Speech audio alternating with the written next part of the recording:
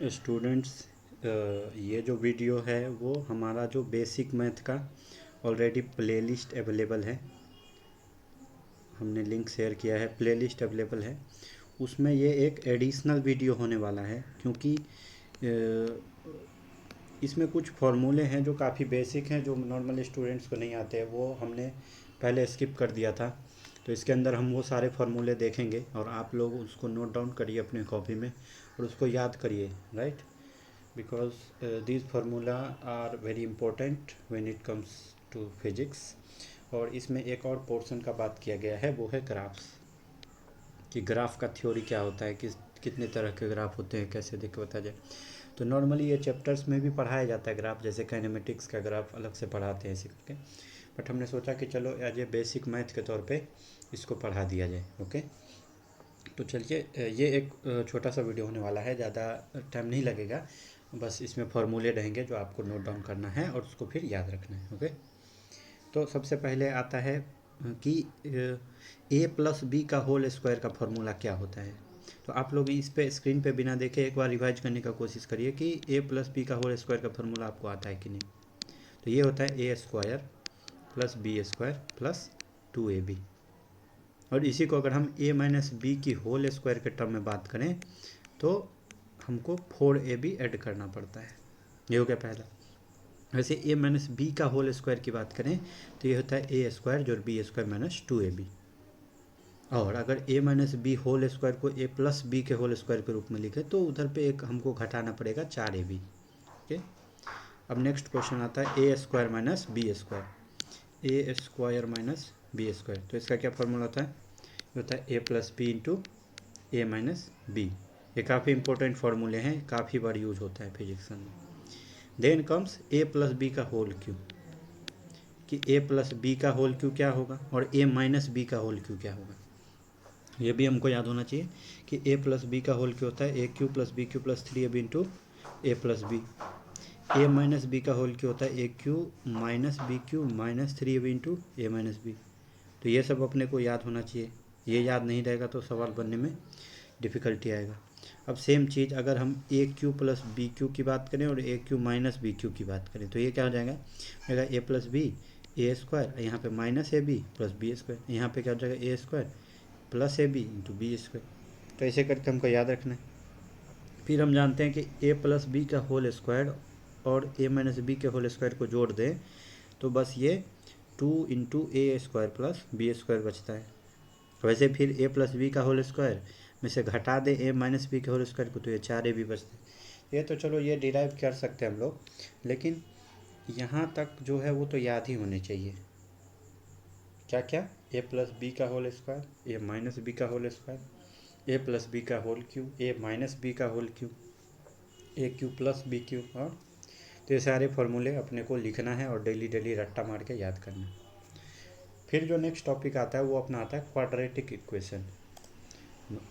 हमारा जो next topic इसमें आता है वो है क्वाड्रेटिक इक्वेशन।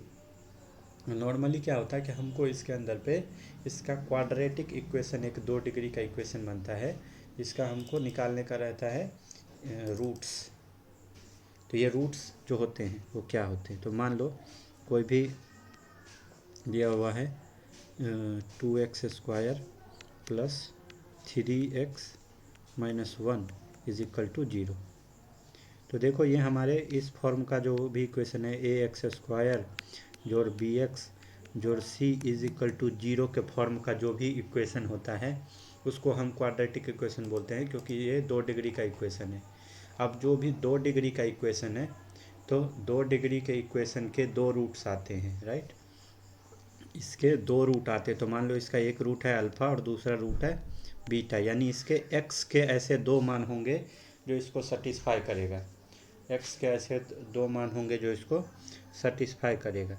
अब वो जो रूट्स है वो कैसे हम निकालते हैं? तो रूट्स को निकालने के लिए हमारे पास एक तरीका है जो x बराबर होता है माइनस बी। यानी इक्वेशन में देखो जो x के साथ में क्या जुड़ा हुआ है कांस्टेंट, यहाँ पे 3 है तो लिखोगे -3, प्लस माइनस तो लगा दो plus minus, under root B कौन सा था फिर से 3 का स्क्वायर माइनस 4 बी का स्क्वायर माइनस 4ac।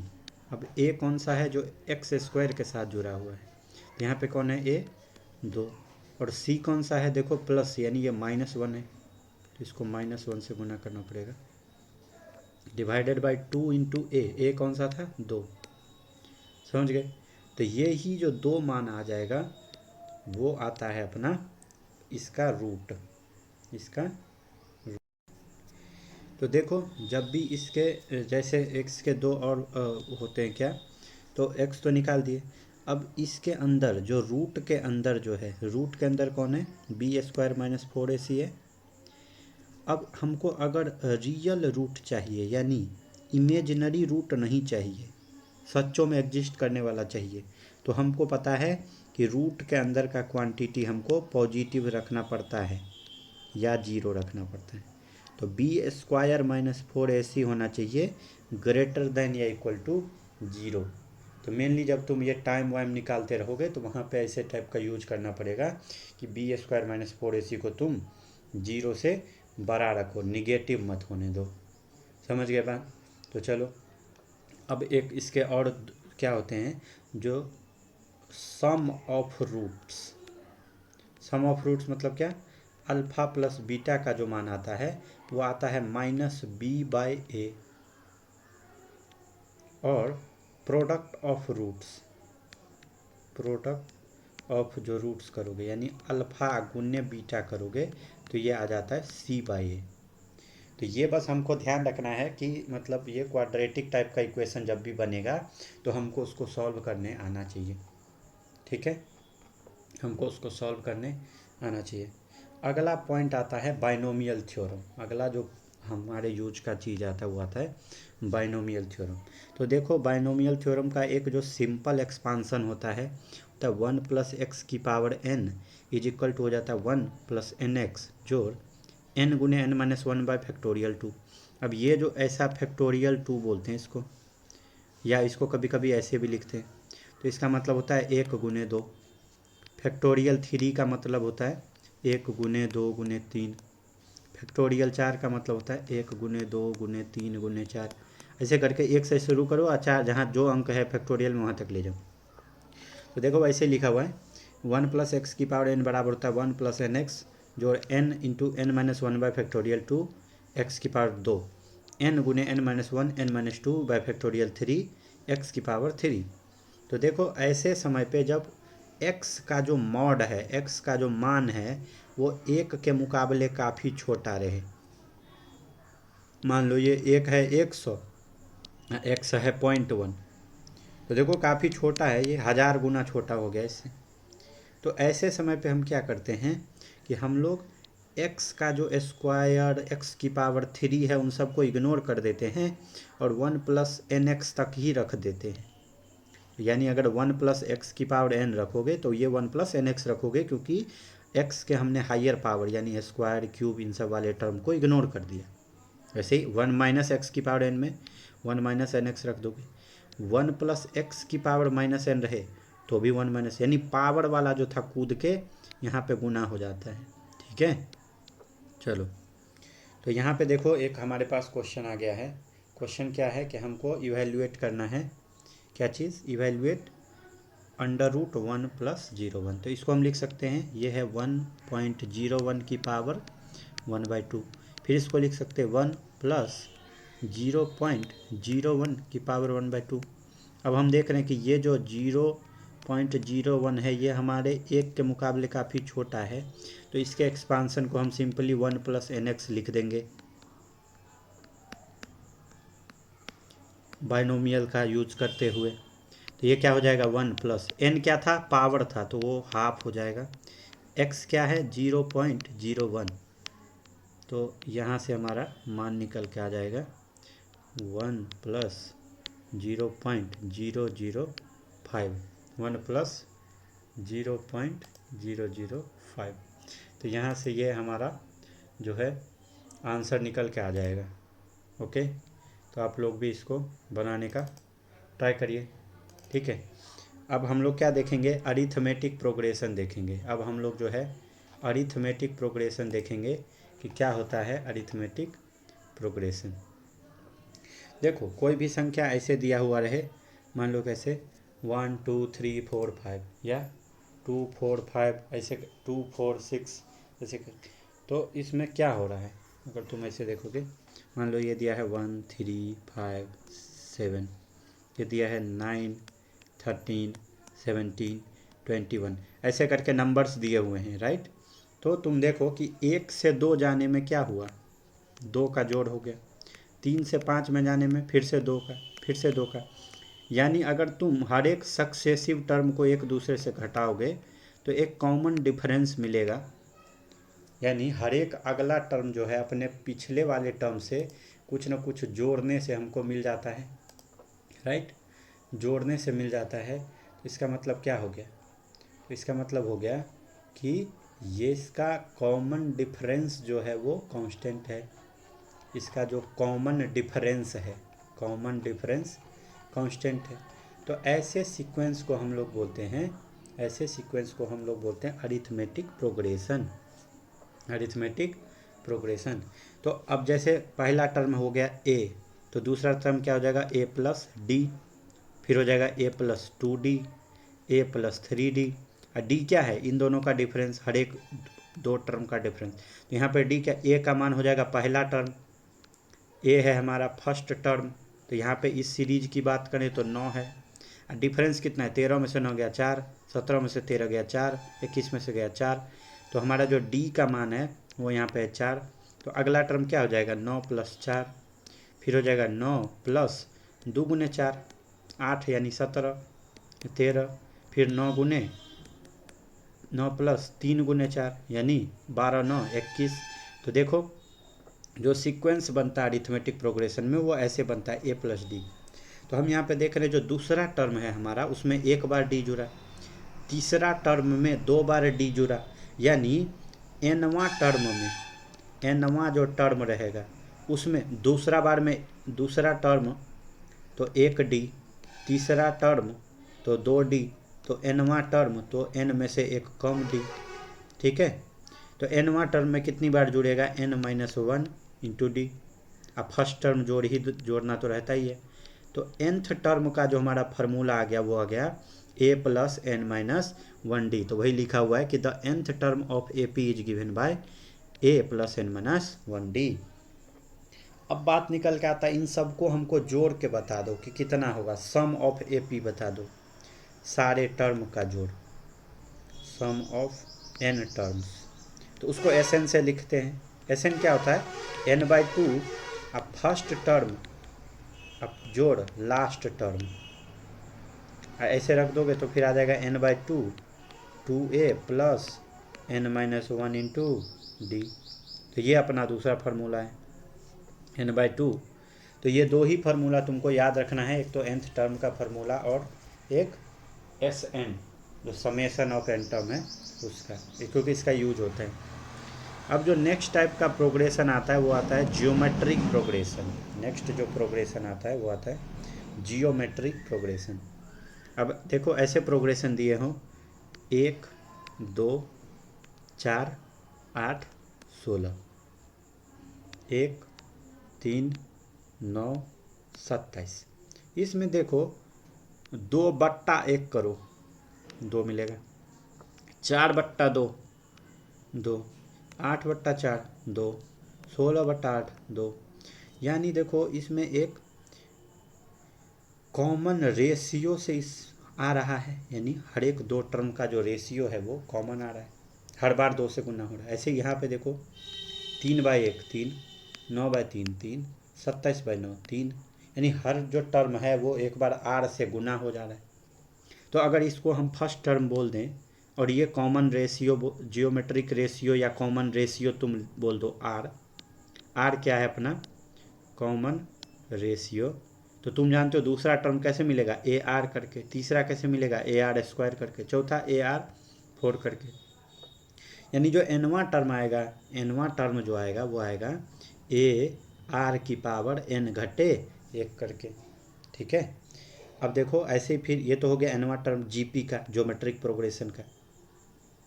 अब हमको देखना है कि सम ऑफ फर्स्ट n टर्म्स क्या आता है, sum of first n terms क्या आता है। तो एस एन का फार्मूला अपना यहाँ पे हो जाता है ए आर की power N minus one by R minus one. ठीक है, ए आर की power N minus one, R की पावर एन बाद में minus one divided by R minus one. R क्या था अपना? कॉमन रेशियो था, ये समझ रहे हो, ये कॉमन रेशियो था। फिर बात निकल के आता है कि एस एन जो है वो अगर आर छोटा हो वन से या आर निगेटिव हो, आर जब छोटा हो वन से तो क्या करोगे? तो उस समय पे कर दोगे कि एस एन बराबर हो जाएगा ए, आप वन खाली पलट दो इसको, कोष्ट में जो था वन माइनस आर की पावर एन कर दो और नीचे में कर दो वन माइनस आर, जब आर छोटा हो वन से तो। ठीक है, अब हमको एक जो सबसे ज़्यादा यूज होता है वो होता है sum of infinite terms of GP. जैसे मान लो आर छोटा है वन से तभी ये फार्मूला लगाना, जब कॉमन रेशियो छोटा हो, जैसे हाफ हो जा रहा हो हर बार या वन फोर्थ हो जा रहा हो अगला टर्म, जैसे वन है तो अब वन थर्ड हो गया, अब वन बाई नाइन्थ हो गया, वन बाई 27, तो देखो हर बार वन थर्ड हो जा रहा है। तो ऐसे में क्या करना है, एस जो इन्फिनिटी होता है यानी इनफाइनाइट टर्म्स का सम होता है A by one minus R, ये बहुत ज़्यादा यूज होता है formula A by one minus R. तो जैसे एक क्वेश्चन देख लो कि find sum of progression to infinite term, तो हमको पता है एस इन्फिनिटी पूछा है और इसका फार्मूला था वो ए बाय वन माइनस आर। यहाँ पे आर क्या है तो वन बाई टू हो जा रहा है, देखो पहले वन से हाफ हो गया, हाफ से वन फोर्थ हो गया, वन फोर्थ से वन एट, यानी हमको पता है हर बार जो है ये हाफ हो जा रहा है, ये तो आर का मान है। कैसे निकालोगे? तो आर किसी भी दो टर्म का रेशियो ले लो, तो one by four divided by one by two, तो ये पलट दोगे तो ये आ जाएगा one by four into two by one, two से आ गया टू, तो आर का मान आ गया यहाँ से वन बाई टू, इसमें रख दोगे। फर्स्ट टर्म था हमारा one by one minus one by two, तो ये आंसर आ जाएगा टू। तो टू अपना इनफाइनाइट टर्म्स का सम आ गया इसका। ठीक है, ये क्लियर है? चलो ये क्लियर है तो आगे बढ़ो।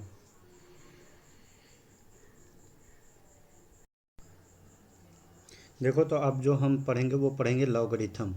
ओके, मान लो कोई भी संख्या है, मान लो कि 10 है, उसकी पावर 3 बराबर क्या होता है 1000, 10 की पावर 2 बराबर क्या होता है 100, 10 की पावर 4 बराबर क्या होता है 10,000, ये बात तुमको पता है। तो हम लोग इसको एक दूसरे तरीके से कैसे, यानी तुम कह रहे हो कि मान लो ए है, उसकी पावर m करने से अगर हमको b मिलता है, a की पावर m करने से अगर हमको b मिलता है, तो हम क्या लिखते हैं कि log a को बना दिया हमने बेस, a को बना दिया बेस और b को रख दिया यहाँ पे, तो ये बराबर बन जाता है कितना पावर। यानी अगर हम तुमको कहें कि log 1000 बेस 10 बराबर क्या होगा, तो तुम कहोगे 3 होगा। log 100 का बेस 10 क्या होगा, तो पावर कितना करना पड़ता है अपने को 2। यानी तुम समझ गए कि log में जो संख्या दिया हुआ है वो बराबर होता है बेस की पावर, उधर जो दिया हुआ था ये हमेशा याद रखना। ठीक है, ओके। तो देखो हम लोग जो यूज करते हैं बेस जो यूज करते हैं, यहाँ पे अगर बोल दे 1000 बेस 10, यहाँ पे बेस हमने क्या यूज किया है 10।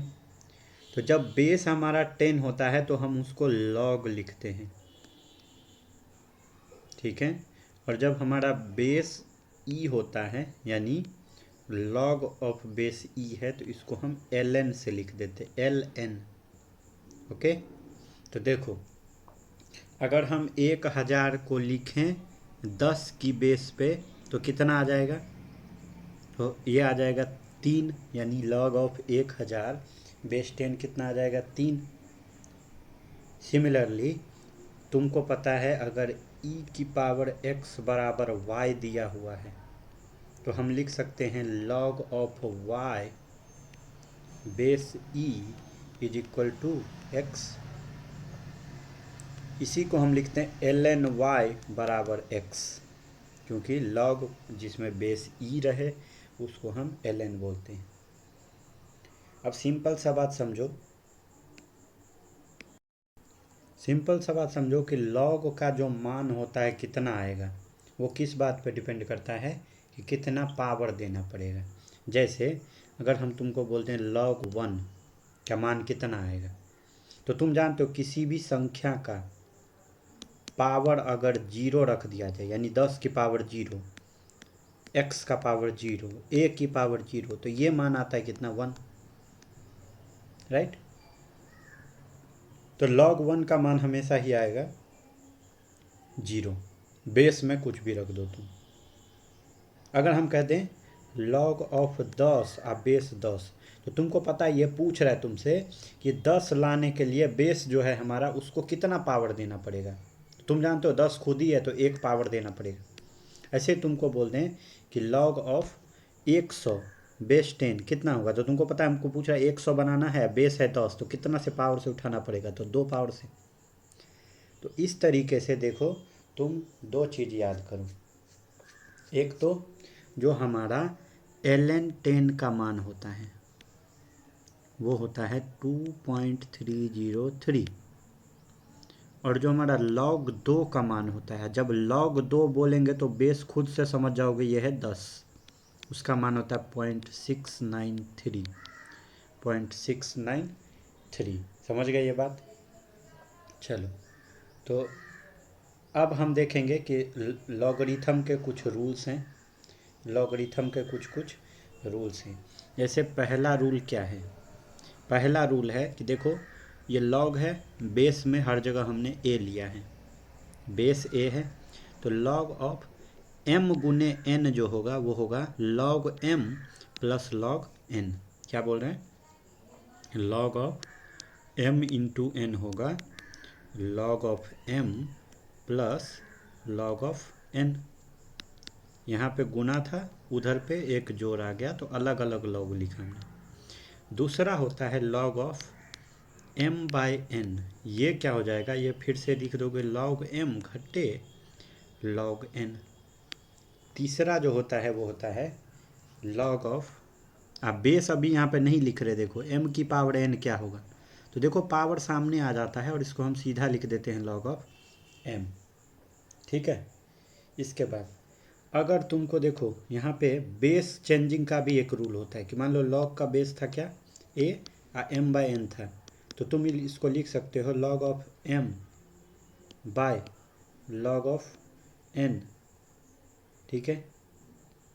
तो यहाँ पे तुम समझने का कोशिश करो कि ये जो 3 नियम जो हमने पढ़े हैं, राइट। तो यहाँ पे हमारे पास में क्या था, base log a m by n, तो तुम मान लो इसका log का बेस बदल दिए, तुम c लिख दो यहाँ पे, कुछ भी मतलब बेस कुछ भी आ जाए तो इसको हम ऐसे लिख सकते हैं, राइट। तो अभी तक अगर तुम बात ये करोगे कि हमने क्या क्या पढ़ा हुआ है, राइट, तो हमने क्या देखा, सिंपल सी बात है।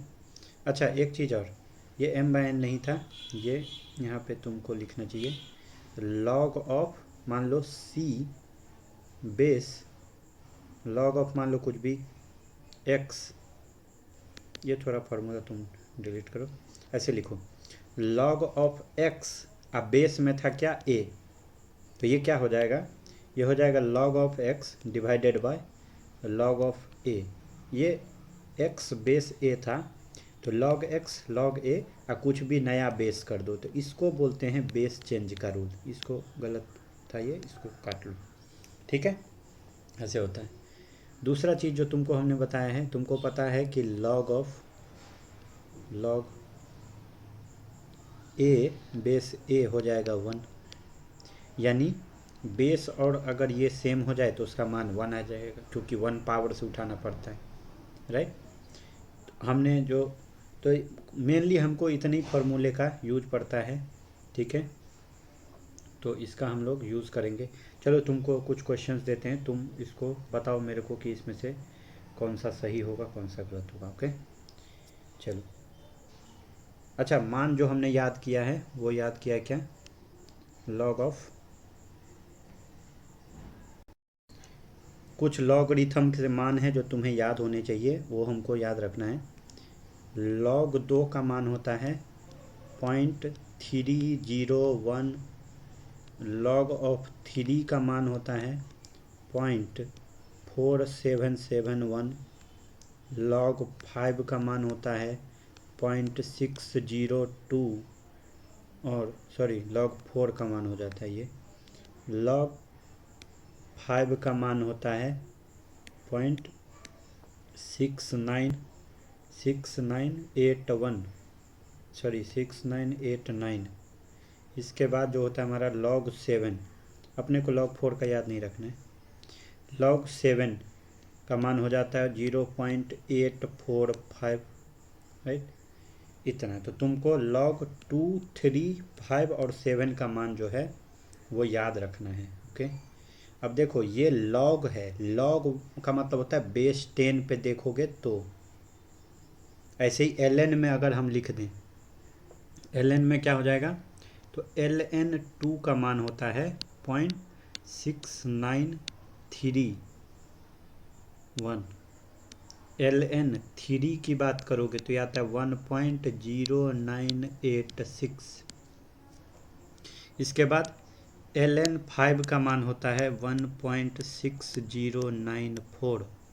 और ln7 का मान होता है 1.9459।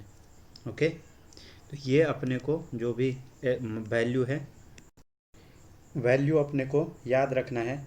खाली तुम देखो कोई एक याद रख लो, 10 के बेस पे 4 का ही याद रखना है, 2, 3, 5 और 7 का। और तुम खाली ये समझ लो कि जब तुमको मान लो लॉग बेस 10 वाला याद है, ओके, और तुमको ln में मान पूछा है, तो तुम क्या करोगे? देखो, तुम देख रहे हो कि लॉग 7 की बात करोगे तो 0.845 है, यहाँ पे ज़्यादा हो रहा है। तो ln में निकालने के लिए लॉग वाले को कर देना गुना 2.30 से। ओके, जैसे 2.30 से गुना करोगे, इधर पे हमने देखा था ना यहाँ पे कि 2.303 से गुना करना पड़ेगा तुमको। ओके, क्योंकि लॉग और ln10 का मान इतना होता है। तो हमको जब भी मान लो हमको पता है log 2, log 3, log 5, log 7 का वैल्यू पता है, तो उसको गुना कर दोगे कितने से? 2.303, 2.303, 2.303, 2.303। तो तुमको किसका मान मिल जाएगा? ln2, ln3, ln5, ln7। तो क्या डिफरेंस है दोनों में? कुछ भी डिफरेंस नहीं है। कोई एक याद रखना है अपने को, तो या तो ln वाला याद रख लो वैल्यू, ये चारों, या नीचे वाला याद रख लो। हम बोलेंगे ये कोई भी एक याद रख लो, उसको करना है तो डिवाइड करके निकाल देना। चलो अब क्वेश्चन देखो। क्वेश्चन देखेंगे लॉगरिथम के अंदर, तुमको बताना है, क्वेश्चन दिया हुआ है कि इफ़ log 2, आधा आधा कर देते हैं, 2 क्वेश्चन देखेंगे। log 2 is equal to 0.3010 and log 3 is equal to 0.4771। तो पूछ रहा है find the value of log of 512 base 5, 512 base 5, ऐसा तुमको पूछ रहा है। तो तुमको पता है इसको सॉल्व करने का तरीका क्या होगा। हमको क्या दिया है? log of 512 5। हम जानते हैं कि जब भी log x बेस y रहे तो हम इसको ऐसे लिख सकते हैं, log of x base 10 into log of y base 10। Base तो कुछ भी ले सकते हैं, 10x फलना ढिमका चिमका सब कुछ। तो ये था, ये हमारा चौथा फार्मूला था कल जो पिछले पेज पे जो हमने लिखा है। तो यानी हम क्या लिख सकते हैं? log ऑफ 512 बेस 5 को हम लिख सकते हैं log of 512 divided by log of 5 फिर से इसको लिख सकते हैं लॉग ऑफ, हमको 2 का मान पता है तो हम जानते हैं 2 को पावर 9 करने से 512 आ जाता है, 2 की पावर 9 डिवाइडेड बाय लॉग। और लॉग 5 को क्या लिख सकते हैं हम लोग, तो लॉग 5 को हम लिख सकते हैं लॉग 2 प्लस 3। इसको फिर से लिख सकते हैं, पावर हमारा सामने आ जाता है, फार्मूला हमारा कि अगर लॉग x की पावर y रहे तो ये हो जाता, बेस यहाँ पे नहीं लिखा है, बेस कुछ भी मान लो तुम, तो ये हो जाता है y log x, तो 9 सामने आ जाएगा गुने log 2 हो जाएगा डिवाइडेड बाय log 2 प्लस 3 में कौन सा फार्मूला लगेगा, तो log x प्लस वाई बराबर होता है log x plus log y, ये हो जाएगा log of 2 plus log of 3। तो यहाँ से आंसर आ जाएगा तुम्हारा 9 इंटू लॉग 2 का मान कितना दिया है 0.301 डिवाइडेड बाई लॉग 2 का मान है 0.301 जो लॉग 3 का मान है 0.4771 और ये आंसर आ जाता है तुम्हारा 3.876। इस तरीके से तुमको निकालना है। एक और क्वेश्चन देखो, ये ऐसा क्वेश्चन, इसमें सारे यूज हो गए। क्वेश्चन दे दिया है कि लॉग ऑफ 27 का मान दे दिया है 1.431 और तुमसे पूछ रहा है log ऑफ 9 का वैल्यू क्या होगा। कैसे सॉल्व करोगे इसको, देखो सिंपल सा बात है, log 27 को हम लिख सकते हैं log 3 की पावर 3 बराबर दे दिया है 1.431 और पावर तुमको पता है सामने आ जाता है, यानी 3 log 3 का मान है 1.431, तो log 3 गुने log 3 का मान आ गया, यानी तुम कह सकते हो कि जो log 3 का मान आ गया वो आ गया 1.431/3। अब हमको किसका पूछा है, log 9 का पूछा है। हम जानते हैं log, अब 9 को लिख सकते हैं 3 का स्क्वायर, यानी ये हो जाएगा 2 इंटू log 3, ये हो जाएगा 2 गुने log 3 का मान है 1.431/3। यहाँ से आंसर आ गया तुम्हारा, इसका मान आता है 0.954। अब क्या दिया हुआ है देखो, एक और क्वेश्चन देखो, क्वेश्चन दे दिया है, क्वेश्चन है कि log a बाई बी जोड़ log b by A, log a by B जोड़ log b बाई ए का मान दे दिया है is equal to log a plus B. Then पूछ रहा है कि क्या होगा, इसमें से ऑप्शन है a प्लस बी बराबर 1, दूसरा ऑप्शन है a माइनस बी बराबर 1, तीसरा ऑप्शन है a बराबर b और चौथा ऑप्शन है a square minus B square बराबर 1। सिंपल सा बात है, हम जानते हैं कि log a प्लस बी जोड़ log b बाई ए को हम लिख सकते हैं log a बाई बी, जोड़ का हटा दो तो उधर से log हट जाएगा b बाई ए, ये हो जाएगा log 1 बराबर है log a प्लस बी, यानी सिंपली हमको क्या पता चल गया a प्लस बी बराबर क्या है 1, तो ये अपना आंसर हो जाएगा a प्लस बी बराबर 1। और देखो ऐसे करके क्वेश्चन बनते हैं इसके लॉग के। मान लो दे दिया है log of √8 divided by log 8 बराबर क्या होगा, बताओ क्या होगा। तो log अंडर √8 को 8 की पावर हाफ लिख सकते हैं, बाय log 8 लिख सकते हैं और पावर सामने आ जाता है तो ये क्या हो जाएगा हाफ गुने log 8 by log 8, log 8 by log 8 cut गया तो ये बच गया हाफ। ऐसे करके आंसर आएगा इसका। चौथा एक और सवाल देखो, एकदम बेसिक क्वेश्चन आते हैं, तुमको बताना इसमें से कौन सा करेक्ट नहीं है करेक्ट, नॉट करेक्ट कौन सा है। तो बोलता है log 10 base 10 is equal to 1। अब हम ये जानते हैं कि log a बेस a जो होता है 1 होता है, यानी 10 बेस 10 1, log 5 बेस 5 1, ये तो सही है। दूसरा क्या बोलता है कि log of 2 plus 3 is equal to log of 2 गुने 3। अब ये क्वेश्चन देखो ये गलत है, क्योंकि log 2 प्लस 3 होता है log ऑफ 2 जोड़ log ऑफ ये 2 गुने 3 होना चाहिए था, तो होता log ऑफ 2 जोड़ log ऑफ 3, जबकि यहाँ पे कुछ और कर दिया है, log 2 गुने 3 को लिखा है log 2 प्लस 3, ऐसा नहीं होगा, ये होगा log 2 जोड़ log 3 इधर पे। तीसरा जो पार्ट है वो लिखा है कि log ऑफ 1 बेस 10 बराबर 0, ये तो सही बात है, log 1 का मान 0 होता ही है। और चौथा है कि log ऑफ 1 जोड़ 2 जोड़ 3 बराबर होगा log ऑफ 1 जोड़ log ऑफ 2 जोड़ log ऑफ 3। ऐसा हमको पूछा है। अब देखो ऐसा कोई फॉर्मूला तो नहीं होता है, लेकिन ये स्पेशल कंडीशन है। ये सवाल को देखो तो log 1 अजोड़ 2 अजोड़ 3 कितना हो गया, ये log 6। log 6 को हम ऐसे लिख सकते हैं क्या, log 1 गुने 2 गुने 3, सेम बात है, 6 आ गया। 1 गुने 2 गुने 3 तो हो जाता है ये log 1 plus log 2 plus log 3। कभी भी इसको फॉर्मूला मत समझना कि 1 2 3 जोड़ में है तो log 1 जोड़ log 2, ऐसा नहीं होता है। लेकिन चूंकि 1 2 और 3 को गुना करके हमको 6 मिलता है, इसीलिए गुना वाले को हम प्लस में लिख सकते हैं। ठीक है, यहाँ से हम आगे बढ़ेंगे। कुछ इंपॉर्टेंट ट्रिगोनोमेट्रिक फार्मूले देखेंगे, जैसे साइन ए प्लस बी होता है साइन ए कॉस बी जोड़ कॉस ए साइन बी। देखो जिसको ट्रिगोनोमेट्री के फार्मूले रट रट के याद ना हो जाएं, उसको वैसे भी फिजिक्स पढ़ना छोड़ देना चाहिए, जिसको याद नहीं होता। क्योंकि ट्रिगोनोमेट्री का फार्मूला अगर तुमको नहीं आता है तो फालतू का तुम अपना टाइम वेस्ट करोगे। पूरा फिजिक्स आ जाएगा अगर तुमको बेसिक मैथ आता है।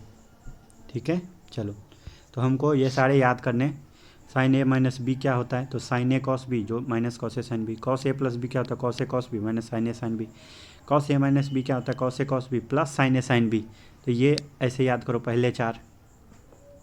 और ये टेन ए प्लस बी और टेन ए माइनस बी तो काफ़ी आसान है। क्या होता है ए प्लस बी का, tan A plus tan B by plus था तो 1 यहाँ पे माइनस हो जाएगा, माइनस था तो यहाँ पे प्लस हो जाएगा, ऊपर में तो जैसे का तैसे रहेगा। फिर देखो इसी फार्मूले में साइन ए प्लस बी के फार्मूले में अगर ए बराबर बी रख दिया जाए तो ये हो जाएगा साइन इंटू 2a। तो ये हो जाता है 2 sine A into cos A. Cos 2a होता है cos square A minus sine square A. Tan 2a होता है 2 tan A by 1 minus tan square A. तो देखो ये सारे फार्मूले अपने को ऐसे on the tip of tongue होना चाहिए। अगर याद नहीं रहता है ये सब, बार बार लिख लिख के याद करो ये। और ये कॉपी में लिखो और जहाँ पे लिखना है वहाँ पे लिखो, बट दिमाग में छप जाना चाहिए सारे के सारे फार्मूले। ठीक है, चलो अब जो आता है वो होता है सम एंड डिफरेंस, यानी साइन ए प्लस साइन बी। तो एक बार इसको ए प्लस बी बाई 2, एक बार ए माइनस बी बाई 2 लिखा है। वैसे A plus B by 2 A minus, इसी के लिए ए प्लस बी बाई 2 को इसको बोलता है सम और इसको बोलता है ए माइनस बी बाई 2 को डिफरेंस। इस रूप में जो लिख दिया हमने साइन ए प्लस साइन बी को, उसको हम सम एंड डिफरेंस फार्मूला बोलते हैं। ये भी याद होना चाहिए। अब देखो ये क्वेश्चन में लग जाएगा, जो अच्छे क्वेश्चन रहेंगे उसमें ये फार्मूले लग जाते हैं और तुम निकाल नहीं पाते हो, राइट। चलो ऐसे फिर प्रोडक्ट फार्मूला है, तो 2 साइन ए कॉस बी को हम लिखते हैं साइन ए प्लस बी जोड़ साइन ए माइनस बी। इसमें साइन ए प्लस बी माइनस साइन ए माइनस बी, ये इसमें। तो ये लिख लो कॉपी में और रट्टा मारो, इसमें क्या ही बताने को है। अब देखो वैल्यू निकालने का है, जो एक सबसे बड़ा प्रॉब्लम हम लोग फेस करते हैं कि हम 9th या 10th तक में केवल 90 डिग्री तक का फार्मूला हमको याद रहता है, जबकि हम जानते हैं कि जो क्वाड्रेंट होते हैं इसको बोला जाता है फर्स्ट क्वाड्रेंट, इसको बोलते हैं सेकंड क्वाड्रेंट, इसको बोलते हैं थर्ड क्वाड्रेंट, इसको बोलते हैं फोर्थ क्वाड्रेंट। ठीक है, ये अपना है एक्स एक्स डैश यानी एक्स एक्सिस है ये, और ये है अपना वाई एक्सिस। तो देखो यहाँ पे अगर स्टार्ट किए तो यहाँ पे एंगल कितना बनेगा 0। जब यहाँ से तुम यहाँ पहुँच जाओगे तो एंगल बनेगा 90 डिग्री। फिर यहाँ से यहाँ पहुँच जाओगे तो 180 डिग्री, और यहाँ पे आओगे तो 270 डिग्री। तो अब हमको केवल 90 तक का मान नहीं बताने का रहेगा साइन कॉस टेन का, हमको पूरे में मान बताना रहेगा। तो इसलिए हम पढ़ते हैं कि देखो कास्ट रूल CAST, यानी जो अपना फर्स्ट क्वाड्रेंट है उसमें ऑल पॉजिटिव रहेगा, यानी साइन कॉस टेन, साइन रहे कॉस रहे टेन रहे, साइन का उल्टा कॉसेक रहे सेक रहे, या टेन का उल्टा कॉट रहे, ये सब पॉजिटिव होंगे फर्स्ट क्वाड्रेंट। सेकेंड क्वाड्रेंट की बात करेंगे तो साइन पॉजिटिव होगा। अब साइन पॉजिटिव हो गया तो इसका उल्टा भी पॉजिटिव होगा ही, जैसे हाफ पॉजिटिव है तो 2 तो पॉजिटिव होगा ही, तो साइन और कोसेक पॉजिटिव हो जाएगा। थर्ड क्वाड्रेंट की बात करोगे तो टेन और कॉट पॉजिटिव होगा, अब बाकी सब जो है वो बाकी सब निगेटिव। ऐसे यहाँ पे साइन और कोसेक, तो ये बाकी सब क्या हो जाएगा, निगेटिव। और फोर्थ क्वाड्रेंट में कॉस और सेक जो है वो होगा पॉजिटिव और बाकी सब निगेटिव वैल्यू। तो जैसे तुम देखो कि साइन 120 की बात करें, साइन 120 की बात करें तो वो क्या होगा, साइन 90 प्लस 30 डिग्री। अब देखो ये यहाँ से 0 से आगे जा रहा है, 90 से आगे जा रहा है, यानी इस क्वाड्रेंट में आ रहा है, सेकेंड क्वाड्रेंट में। तो सेकेंड में साइन का मान क्या होता है, पॉजिटिव। तो हम पहले एक पॉजिटिव का साइन रख देंगे और फिर देखेंगे कि साइन 120 बराबर, तो 120 बराबर या तो 90 से लोगे या 180 से लोगे। तो क्या होता है, जो हमारा साइन 180 माइनस थीटा, तो उसको हम सीधा साइन थीटा रखते हैं, लेकिन जब भी तुम 90 प्लस थीटा रखोगे या 90 माइनस थीटा रखोगे तो तुमको इसको बदलना पड़ेगा दूसरे एंगल में, कॉम्प्लीमेंट्री एंगल में। यानी देखो साइन 90 डिग्री जोड़ थीटा होता है कॉस थीटा, कॉस 90 डिग्री जोड़ थीटा, तो ये साइन थीटा। और निगेटिव क्यों लगा, क्योंकि तुम समझ गए कि 90 में कुछ जोड़ेंगे तो ये दूसरे क्वाड्रेंट में जाएगा और दूसरे में कॉस क्या होता है, negative. Ten 90 degree plus theta क्या होगा, टेन का कॉम्प्लीमेंट्री होता है कॉट, टेन का कॉट साइन का कॉस। तो अगर तुम 90 प्लस माइनस कर रहे हो तो बदल देना, जैसे साइन 90 प्लस माइनस थीटा तो कॉस आएगा, साइन जो चिन्ह है वो किसको देख के देंगे कि किस क्वाड्रेंट में अपना ये पहला राम किस क्वाड्रेंट में था, उस हिसाब से यहाँ पे साइन लगेगा। समझ गए बात। चलो तो साइन 90 माइनस थीटा होगा कॉस थीटा, क्यों, क्योंकि 90 माइनस की बात करो यानी पहले क्वाड्रेंट में, 90 प्लस जाओगे तो दूसरे क्वाड्रेंट में आ जाएगा। वैसे ही देखो कॉस 180 माइनस थीटा, इसका क्या मतलब हुआ कि ये 180 से थोड़ा कम है यानी दूसरे क्वाड्रेंट में है, तो कॉस जो दूसरे क्वाड्रेंट में है तो निगेटिव होगा। और हम जानते हैं जब हम 180 पकड़ के लिखते हैं किसी भी एंगल को तो बदलते नहीं है, कॉस को साइन में नहीं बदलेंगे। ऊपर में देखो साइन को कॉस कर दिया, कॉस को साइन, टेन को कॉट, यहाँ पे नहीं करेंगे। कॉस 180 माइनस थीटा तो cos theta, ten 180 minus theta तो टेन थीटा। और ये जो चिन्ह लग रहा है वो किसको देख के लग रहा है, वो इस बात को देख के लग रहा है कि जो मान यहाँ पे दिया है, मान लो कॉस 120 डिग्री किस क्वाड्रेंट में, सेकंड में, तो ये निगेटिव लग जाएगा एक इधर पे। समझ गए बात। इसी हिसाब से जब हम माइनस थीटा का कॉन्सेप्ट आता है तो माइनस थीटा का मतलब होता है कि ये जो लाइन था उससे तुम उल्टा चल रहे हो, यानी किधर जा रहे हो, फोर्थ क्वाड्रेंट में जा रहे हो। तो sine minus theta sine theta होगा, लेकिन चिन्ह माइनस लगेगा, क्यों, क्योंकि फोर्थ क्वाड्रेंट में हमारा कॉस और सेक को छोड़ के सब निगेटिव।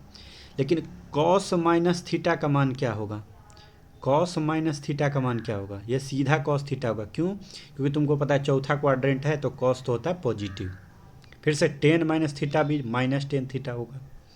तो ये बात अपने को याद रखना है भैया, याद रखना है कि अगर तुमको साइन 150 डिग्री दिया तो इसको तुम दो तरीके से लिख सकते हो। एक तो लिख सकते हो साइन 90 प्लस 60 और दूसरा लिख सकते हो साइन 180 माइनस 30। तो जब 180 माइनस 30 दोनों केस में साइन 150 यानी सेकेंड क्वाड्रेंट, तो दोनों केस में ये पॉजिटिव आएगा क्योंकि ये चिन्ह तो हम इसको देख के दे रहे हैं।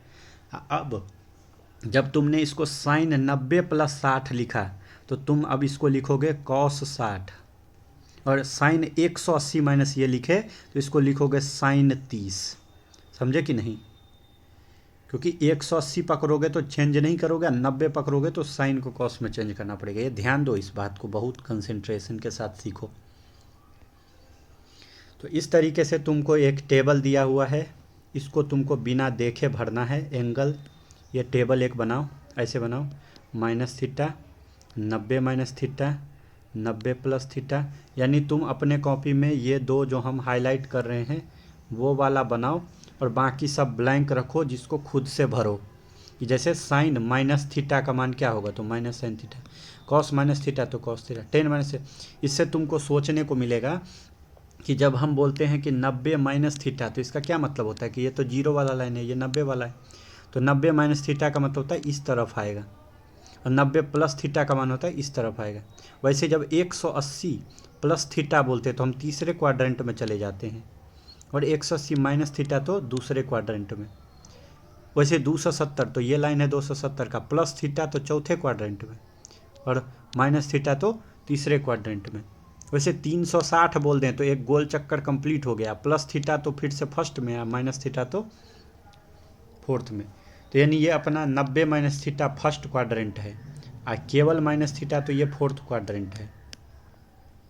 90 plus theta second quadrant, 180 minus theta second quadrant, 180 plus theta third quadrant, एक 270 minus theta third quadrant, 270 plus theta fourth quadrant, 360 minus theta fourth quadrant, right, और 360 प्लस थीटा फर्स्ट क्वाड्रेंट। तो इस हिसाब से तुम इसको भरो, खुद से भरो, ये सारे मान जो इधर पे मैंने काटा लगा दिया अभी, उसको तुमको भरना है, और नहीं समझ आए तो बाद में देखना कि कहाँ गलती कर रहे हो। चलो अब एक प्रॉपर्टीज़ ऑफ ट्राइंगल पढ़ेंगे हम। दो लॉ होता है। प्रॉपर्टी ऑफ ट्राइंगल क्या होता है, देखो कोई भी ट्राइंगल है तो वो हमेशा 90 डिग्री वाला समकोण त्रिभुज नहीं होगा। तो मान लो ये है इसकी ट्राइंगल ए, मान लो ए, ये है बी और ये है सी। तो हम जानते हैं कि ए से सटा हुआ कोण को हम कोण ए बोलते हैं, सी से सटा कोण को सी, और बी से सटा कोण को बी। और ए कोण के सामने की भुजा को स्मॉल ए, बी के सामने की भुजा को स्मॉल बी, और सी के सामने की भुजा को स्मॉल सी बोलते हैं। तो जो प्रॉपर्टी ऑफ ट्राइंगल होता है उसमें हम ट्राइंगल के एंगल एंड साइड के बारे में रिलेशन पढ़ते हैं, क्या एंगल और साइड के बीच में क्या रिलेशन है। तो देखो, sides of triangle are proportional to the sine of opposite angle, यानी ए बाई साइन ए बराबर होगा बी बाई साइन बी बराबर होगा सी बाई साइन सी। और इसका यूज करके जब हमको भुजा और कोण के बीच में रिलेशन निकाल के किसी एक का मान निकालना होता है तो यूज कर लेते हैं। यानी ए वाला भुजा बट्टा साइन ए, बी वाला भुजा बट्टा साइन बी, सी वाला भुजा बट्टा साइन सी, ये याद रखना। और लॉ ऑफ कोसाइन क्या होता है, तो किसी भी ट्राइंगल में जो उसका साइड का स्क्वायर होता है, मान लो ए का square is equal to sum of the square of other two side minus twice the product of these two side into the cosine of their included angle. देखो ए स्क्वायर जो होगा वो क्या होगा, वो होगा बी का स्क्वायर जोड़ सी का स्क्वायर माइनस 2bc। और देखो तो ये जो बी और सी वाला जो भुजा है उसने बीच में कौन सा एंगल बनाया, ए बनाया, तो यहाँ पे लिख देना कॉस ए। ऐसे जो बी का स्क्वायर होगा तो क्या होगा, ए का स्क्वायर जोड़ सी का स्क्वायर माइनस 2ac, और ए और सी के बीच में कौन सा एंगल बना है तो वह बी, तो लिख देना कॉस ऑफ बी। ऐसे ही सी का स्क्वायर बराबर होगा A square B square minus 2bc cos A. अब देखो इसका रिवीजन करेंगे हम लोग, एरिया और वॉल्यूम का रिवीजन करेंगे, एरिया एंड वॉल्यूम। तो ये हमने 9th बचपन से पढ़ते आ रहे हैं कि किसी भी ट्राइंगल का जो हाइट दे दिया हो h और बेस दिया हो b, ये है हाइट और ये है बेस, तो उसका एरिया होता है हाफ गुने बेस गुने हाइट, यानी हाफ BH हो जाता है ट्राइंगल का एरिया। वैसे जो ट्रेपेजियम होता है, ट्रेपेजियम, उसका एरिया क्या होता है, तो ये पैरेलल भुजाओं का योग, यानी a प्लस बी, ये दोनों पैरेलल है, गुने ऊंचाई, ये समलंब कहलाता है, तो हाफ गुने a plus B into H. इसका खूब यूज होता है हमको ग्राफ सब में एरिया निकालने में। तो दो पैरेलल भुजाओं का योग, ये वाला भुजा और ये वाला a और b पैरेलल है, और ये ऊंचाई का गुना कर दोगे हाफ से, तो एरिया ऑफ ट्रेपेजियम आ जाता है। सर्किल का एरिया तो हमको पता है, ऐसे सर्किल जिसका रेडियस r हो उसका एरिया होता है बराबर पाई इंटू आर स्क्वायर। अब देखो कोई भी जो 3D ऑब्जेक्ट है, 3D ऑब्जेक्ट का दो चीज़ हम निकालते हैं, एक तो निकालते हैं सरफेस का एरिया और दूसरा निकालते हैं वॉल्यूम। तो अगर तुम कोण, यानी जो शंकु है, शंकु को हम कोण बोलते हैं, शंक्वाकार का तुम अगर एरिया निकालोगे तब pi into R into L, और एल को हम बोलते हैं तिर्यक ऊंचाई, यानी ये जो तिरछा ऊंचाई है ये हमारा एल है, और ये सीधा सीधा जो हाइट है वो हमारा एच है, और ये जो रेडियस है नीचे का उसको हम बोलते हैं रेडियस। तो शंकु का जो एरिया आता है, सरफेस का एरिया, वो आता है पाई आर एल, ये तिरछा वाला एरिया। अंदर वाला जो ये है उसको हम अभी पाई आर स्क्वायर नहीं ऐड किए हैं, क्योंकि हम केवल ये वाला एरिया निकाल रहे हैं, ठीक है, तिरछा वाला एरिया। अब वॉल्यूम जो होता है वो होता है pi into R square H by 3, और तुमको याद होगा ये सिलेंडर का जो वॉल्यूम आता था वो आता था पाई आर स्क्वायर एच, उसको 1/3 से डिवाइड कर दिया तो आ गया शंकु का। वैसे जो अपना एरिया है, सरफेस एरिया ऑफ स्फीयर, जो गोला है, गोला, उसका होता है 4 पाई आर स्क्वायर सरफेस एरिया। अब वॉल्यूम होता है 4/3 पाई आर क्यू। मान लो ये था गोला जिसका रेडियस आर है, तो इसका वॉल्यूम हो जाएगा 4/3 पाई आर क्यू। अब बात निकल के आता है क्या, अब जो बात निकल के आता है वो आता है पार्शियल डिफरेंशिएशन। तो देखो क्या होता है, ये हमने डिफरेंशिएशन में शायद नहीं पढ़ा था इसलिए एडिशनली पढ़ रहे हैं। फिजिक्स में कई बार देखने को क्या मिलता है कि ऐसे कुछ क्वांटिटीज़ हमको देखने को मिल जाते हैं, क्वांटिटीज़ जो दो और मोड वेरिएबल पे डिपेंड करता है, यानी वो अलग अलग वेरिएबल के साथ चेंज होता है। मान लो जैसे इलेक्ट्रिक पोटेंशियल है, ठीक है, अब पोटेंशियल है जो कि एक्स और वाई कोऑर्डिनेट पे डिपेंड करता है, उसका फंक्शन है। मान लो v बराबर है x गुने वाई, ऐसा दिया हुआ है, तो हम जानते हैं कि x और y दोनों ही वेरिएबल है, यानी अगर x और y का कोई पेयर देंगे तुमको तो जो पोटेंशियल है उसका कुछ एक तो निकल के आएगा तुमको, डिफिनिट वैल्यू जो भी है वो। तो अगर इफ वी डिफरेंशिएट, हम डिफरेंशिएशन करेंगे पोटेंशियल को with respect to x keeping y as constant, y as constant.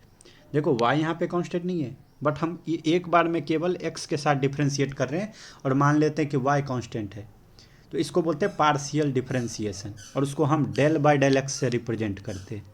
तो del v by del X अगर लिखा है तो तुम क्या समझोगे, जो v है वो तो कई चीज़ों पे डिपेंड करता है, लेकिन अभी हम केवल इसको x से डिफरेंशिएट कर रहे हैं और बाकी वेरिएबल को हमने कांस्टेंट मान रखा है, राइट। तो इसका क्या, जैसे देखो एक क्वेश्चन तुम देखो सिंपली, मान लो एक क्वेश्चन दिया हुआ है, जो फाई है वो दिया हुआ a गुने एक्स स्क्वायर जोड़ Y square plus B Z square, और दे दिया है क्या, दे दिया है कि a b जो है वो कांस्टेंट है। तो तुमको पूछता है find partial differentiation of phi with respect to x y and z, यानी पहले तुमको पूछा कि del phi by del x बता दो, del phi by del y बता दो, और del phi by del z बता दो, ये पूछा है क्वेश्चन। तो सिंपल सा बात है, जब तुम x के रिस्पेक्ट में करोगे पार्शियल डिफरेंशिएशन तो बाकी को मान लोगे कांस्टेंट, तो बाकी को कांस्टेंट मान लोगे तो del phi by del x में क्या करोगे तुम, पहले डेल बाय इसको लिख दो ए एक्स स्क्वायर जोड़ ए वाई स्क्वायर जोड़ बी जेड स्क्वायर। अब तुम देख रहे हो यहाँ पे कि यहाँ पे ए वाई स्क्वायर, तो ए भी कांस्टेंट है, यहाँ पे जब तुम मानोगे यहाँ पे क्या माने हो तुम, वाई जेड को कांस्टेंट मान लिए। कांस्टेंट का differentiation d of constant by d x या डी वाई करोगे तो जीरो होता है, यानी ये दोनों टर्म यहाँ पे जीरो आ जाएगा इसका डिफरेंशिएशन, खाली क्या बच जाएगा ए एक्स स्क्वायर का डिफरेंशिएशन। तो ए एक्स स्क्वायर का डिफरेंशिएशन ए गुने 2x, यानी तुम्हारा del phi by del x का मान आ गया 2ax। फिर del phi by del y निकालोगे तो इस बार तुम्हारा x और z को तुम कांस्टेंट मानोगे और केवल y को वेरिएबल मानोगे, तो इसका क्या हो जाएगा 2ay, इसका आ जाएगा, बाकी दोनों का जीरो हो जाएगा। ऐसे del phi by del z करोगे तो किसको कांस्टेंट मान लोगे, x और y को मानोगे कांस्टेंट, तो एक्स और वाई वाला टर्म जीरो हो जाएगा क्योंकि वो कांस्टेंट हो गया, उसका डिफ्रेंशिएशन जीरो हो गया। खाली बच जाएगा 2 इंटू बी जेड, इसका डिफ्रेंशिएशन हो जाएगा। तो ये हमको समझना था कि हम जब पार्शियल डिफ्रेंशिएशन करते हैं तो जो यहाँ पे टर्म रहता है केवल उसका डिफ्रेंशिएशन होता है। ओके स्टूडेंट, अब हम लोग ग्राफ पढ़ेंगे, ग्राफ थ्योरी। हम लोग मेनली वो ग्राफ पढ़ेंगे जो हमारे फिजिक्स के अंदर हमको काम में आने वाला है। तो हम देखते हैं कि फिजिक्स के अंदर मेनली ये 7 ही ग्राफ, या तो स्ट्रेट लाइन होगा, या circle, ellipse, parabola, hyperbola, exponentially increasing या डिक्रीजिंग का ग्राफ आता है, इंक्रीजिंग या डिक्रीजिंग, एक्सपोनेंशियली, और फिर ट्रिगोनोमेट्रिक रेशियो जैसे कि साइन, कॉस, टेन, कोसेक, सेक, कॉट, कोसेक, सेक, कॉट, यही आता है देखने को हमको मिलता है। ओके तो सबसे पहले हम लोग देखेंगे स्ट्रेट लाइन। ओके तो देखो ग्राफ बोलते किसको हैं, ये ग्राफ बोलते हैं कि जो कोई भी पार्टिकल है, राइट, वो किसी में चल रहा है अगर, तो उसका एक तो एक्स कोऑर्डिनेट होगा, एक वाई कोऑर्डिनेट होगा। एक्स कोऑर्डिनेट और वाई कोऑर्डिनेट के बीच के रिलेशनशिप को, ठीक है, हम लोग किसी कर्व के थ्रू दिखाते हैं। तो जिसमें पहला कर्व हमारा होता है कि y is equal to M X plus C, जिसको हम बोलते हैं स्ट्रेट लाइन। स्ट्रेट लाइन, अब देखो स्ट्रेट लाइन मतलब क्या, सीधा लाइन, दो पॉइंट को जोड़ने वाला लाइन। तो इसका इक्वेशन होता है y is equal to M X plus C. इसमें हम y और x में रिलेशन देख रहे हैं। ये जो m है वो कहलाता है स्लोप। स्लोप का दूसरा मतलब होता है टेन थीटा, जहाँ पे theta is angle made by line with positive x axis. ठीक है, क्या मतलब हुआ, देखो ये अगर हमारा लाइन है तो ये एक्स एक्सिस है पॉजिटिव साइड, ये ओरिजिन है, ये वाई एक्सिस है, ये इधर पे एक्स डैश जिसको हम निगेटिव एक्स एक्सिस बोलते हैं, ये वाई है और ये वाई डैश है। तो हम बोल रहे इस साइड वाला जो लाइन है, ये जो लाइन है यहाँ से यहाँ वाला जो लाइन है, उससे कोई भी अगर मान लो ये लाइन रहे, ये लाइन रहे, तो ये इस वाले लाइन से हम स्टार्ट करेंगे एंगल देखना, यहाँ से स्टार्ट करेंगे देखना। तो मान लो ये ओ ए और ओ बी जो लाइन है वो, ये एंगल है थीटा 1, ये है थीटा 2। तो देखो हमेशा लाइन का जो एंगल लिखना थीटा, वो इस वाले पॉजिटिव एक्स एक्सिस से ही स्टार्ट करना, उल्टा तरफ से स्टार्ट मत कर देना, इधर से ये मत करना, या वाई से मत लेना, ये हमेशा पॉजिटिव एक्स एक्सिस को पकड़ना और लाइन के पास लेके जाना। ठीक है, तो ये जो एंगल थीटा बनाएगा उसका जो टेन थीटा का वैल्यू होगा वो हो जाएगा स्लोप। ठीक है, उसी को हम लोग dy बाई डी एक्स भी लिख देते हैं, राइट, स्लोप को। इतना तुम समझ गए, ठीक। और ये जो c होता है, ये इसको हम नाम देते हैं y इंटरसेप्ट। इंटरसेप्ट का मतलब होता है काटना, तो y एक्सिस को कहाँ पे काटा उसको बोलते हैं इंटरसेप्ट। तो देखो अगर ये हमारा एक लाइन है ये, ठीक है, तो ये मान लो हमारे इस एक्सिस पॉजिटिव एक्स एक्सिस और दो लाइन अगर पैरेलल हो जाए तो इनके बीच जो थीटा का मान हो जाता है वो होता है 0 डिग्री। दो लाइन जब पैरेलल हो तो 0 डिग्री, इनका स्लोप हो जाता है 0, ये याद रखना। और दो लाइन अगर मतलब अगर वर्टिकल लाइन है, ये लाइन है, तो ये एक्स एक्सिस से बनाएगा 90 डिग्री का एंगल, और तुमको पता है 10/90 का मान होता है इन्फिनिटी, तो यानी इसका स्लोप हो जाएगा इन्फिनिटी। अब हम देखते हैं कि ये हमारा ओरिजिन था जिसको हम 0,0 बोलते हैं, वहाँ से c हाइट जाने पे y एक्सिस पे ये लाइन इसको काटता है, तो इस लाइन का स्लोप m है, तो y बराबर होगा mx प्लस सी। और जो ओरिजिन से ही पास करता है, मान लो जो y एक्सिस को 0,0 पे कट करता है, उसके लिए c का मान हो जाएगा 0, यानी उस लाइन का इक्वेशन हो जाएगा क्या, y इजकल टू खाली m इंटू एक्स, यानी उसका स्लोप तो है बट इंटरसेप्ट कितना है ये अब देखो कोई लाइन वाई एक्सिस को ये ओरिजिन से नीचे भी काट सकता है यहाँ पे। इसका मतलब क्या हो गया कि ये सी का मान निगेटिव आएगा, ठीक है, सी का मान यहाँ पे निगेटिव आएगा। इतना बस हमको दिमाग लगा के रखना है अपने को कि कहाँ पे ये कैसा काम करता है। ओके चलो, अब तुमको पता है कि टेन थीटा का मान अगर एंगल 90 से छोटा है तो पॉजिटिव होता है, और अगर एंगल 90 से बड़ा है तो निगेटिव होता है। यानी तुम कह रहे हो स्लोप अगर कोई लाइन 90 से कम एंगल बनाए तो पॉजिटिव होगा, और 90 से ज़्यादा एंगल बनाए तो निगेटिव। तो मान लो ये एक लाइन है, तुम देख रहे हो ये लाइन कितना एंगल बना रहा है, थीटा, तो ये तो तुमको पता है 90 से कम है, तो इसका स्लोप होगा पॉजिटिव। लेकिन अगर इस लाइन की बात करो तो ये देखो ये 90 से बड़ा एंगल बना रहा है, इधर से मत देख लेना, उल्टा तरफ से, हमेशा एंगल यहाँ से शुरू करो। तो ये देखो 90 से बना रहा है तो इसका स्लोप होगा निगेटिव, ये याद रखना बस। तो हमने ये देख लिया, तो ये था हमारा स्ट्रेट लाइन। अब हम लोग देखेंगे सर्कल। अब हम लोग क्या देखेंगे कि सर्कल का क्या इक्वेशन होता है। तो सर्कल का इक्वेशन होता है x square plus y square is equal to r square, right. X square plus y square is equal to r square होता है। देखो किसी भी ग्राफ को समझने का सिंपल तरीका होता है कि तुम उसमें x का मान 0 रखो तो देखो y का मान कितना आता है। तो वाई स्क्वायर बराबर आर स्क्वायर, तो y का मान आ जाएगा प्लस माइनस आर, ठीक है। और जब तुम y का मान 0 रखोगे तो x का मान आ जाएगा प्लस माइनस आर। यानी तुमको पता चल गया है कि अगर तुम कोऑर्डिनेट पे देखोगे तो यहाँ पे y0 कब होता है, y0 होता है x एक्सिस पे जाके, और x0 होता है y एक्सिस पे जाके। ये बात पता है हमको। यानी तुम कह रहे हो कि जब x का मान r होगा तो y का मान 0 होगा, x का मान माइनस r होगा तो भी y का मान 0 होगा। और फिर से तुम कह रहे हो कि यहाँ पे जब माइनस ये 0 होगा x का मान तो y का मान माइनस r होगा, और ये जब 0 होगा x का मान तो y का मान r होगा।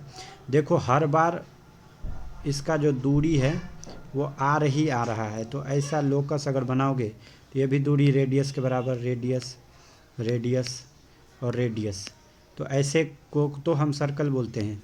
तो इसका मतलब तुमको एक बात पता चल गया कि एक्स स्क्वायर जोड़ वाई स्क्वायर बराबर आर स्क्वायर जो है एक ऐसा सर्कल है जिसका सेंटर कहाँ पे है, ओरिजिन पे है, और रेडियस कितना दूरी है, रेडियस है आर। अब मान लो कोई ऐसा इक्वेशन दे दे, ठीक है, इक्वेशन ऐसा दे दे x माइनस ए का स्क्वायर जोड़ y माइनस बी का स्क्वायर बराबर आर स्क्वायर। तो इसका भी मतलब क्या है कि ये भी एक सर्किल है। तो देखो इसका सिंपल सा मतलब होता है कि ये सर्किल तो होगा, ये सर्किल का ही इक्वेशन है x माइनस ए का स्क्वायर माइनस बी, लेकिन इसका सेंटर अब ओरिजिन पे नहीं रहेगा। अब इसका सेंटर जो है ओरिजिन पे यानी 0,0 पे नहीं आएगा। तो तुमसे कोई पूछे ये किसका इक्वेशन है तो तुम बोल देना सर्कल का तो है, लेकिन ये अभी इसका ओरिजिन शिफ्ट हो गया है। अब देखो नेक्स्ट हमारा आता है पाराबोला। अगला जो हमारा शेप देखने को मिलता है मोस्टली वो है पाराबोला। पाराबोला होता क्या है पहले समझो। मान लो दिया हुआ है क्या, x जो है प्रोपोर्शनल है वाई स्क्वायर के। चलो तो इसका क्या मतलब कि x बराबर क्या होगा k into y square, right. तो इसका क्या मतलब हुआ कि y का मान तुम प्लस रखो या माइनस रखो कुछ भी,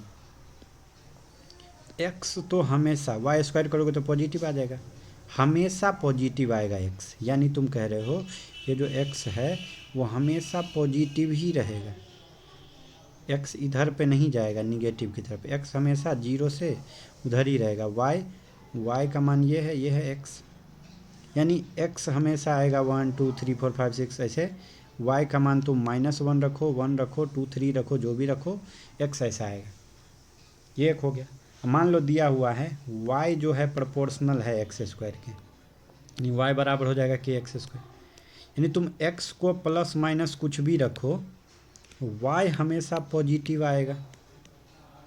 यानी ग्राफ कैसा बनेगा कि y जो है 0 के एक्सिस के नीचे नहीं जाएगा, हमेशा पॉजिटिव बनेगा। x तो इधर भी जा सकता है प्लस माइनस, लेकिन y हमेशा क्या रहेगा, पॉजिटिव रहेगा।